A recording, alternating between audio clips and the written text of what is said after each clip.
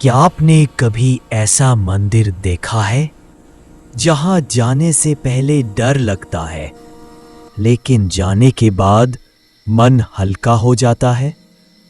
क्या आपने कभी सुना है कि आज के आधुनिक भारत में भी ऐसी जगह मौजूद है जहां भूत प्रेत, नकारात्मक शक्तियां और अदृश्य बाधाएं खुद हार मान लेती हैं?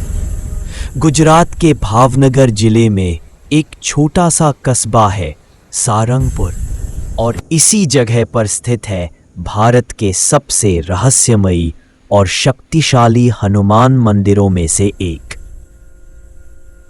श्री कष्टभंजन हनुमान जी मंदिर।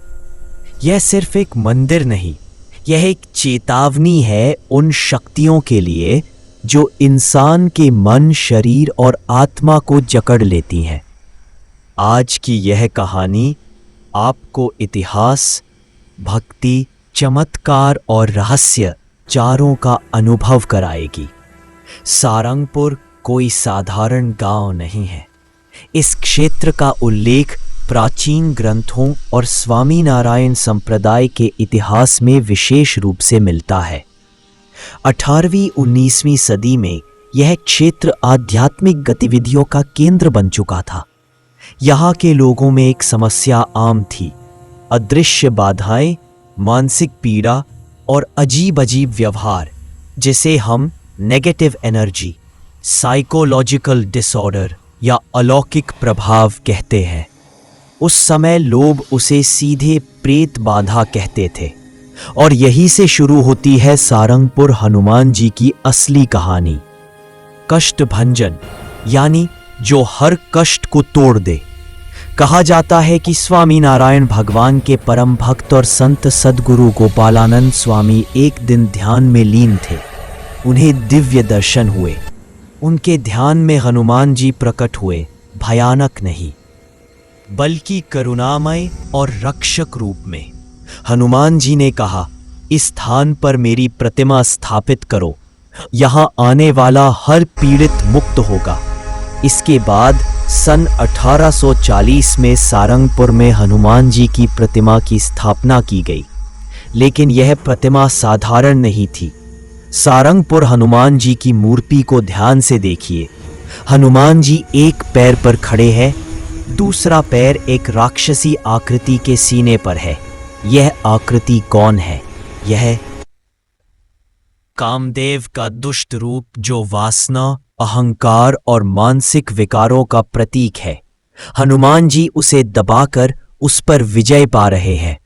यानी यह प्रतिमा सिर्फ राक्षस पर नहीं, मानव मन की बुराइयों पर विजय का प्रतीक है। अगर आप कभी शनिवार को सारंगपुर जाएं, तो जो दृश्य आप देखेंगे वह आपको हिला देगा। लाखों लोग, कुछ चिल्लाते हुए, कुछ रोते हुए, कुछ अजीब भाषा में बोलते हुए। क्या ये नाटक है?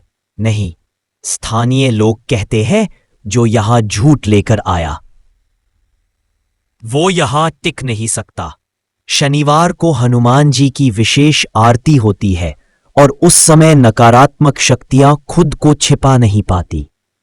यह सवाल बहुत लोग पूछते हैं, क्या यह सच में भूत प्रेत है या सिर्फ मानसिक बीमारी? डॉक्टर कहते हैं कुछ केस मेडिकल हो सकते हैं, लेकिन ऐसे भी मामले हैं जहां दवा फेल हो गई और यहां आकर लोग पूरी तरह ठीक हो गए। कई मरीज जिन्हें सालों से दौरे पड़ते थे, यहां आने के बाद एक भी दौरा नहीं पड़ा। इसे आप चमत्कार कहे या विश्वास की शक्ति, लेकिन परिणाम नकारा नहीं जा सकता। एक महिला जो बोल नहीं सकती थी, आरती के समय जोर जोर से हंसने लगी। एक युवक जो खुद को कभी राजा तो कभी जानवर समझता था, हनुमान चालीसा सुनते ही बेहोश हो गया और होश में आने पर सामान्य था।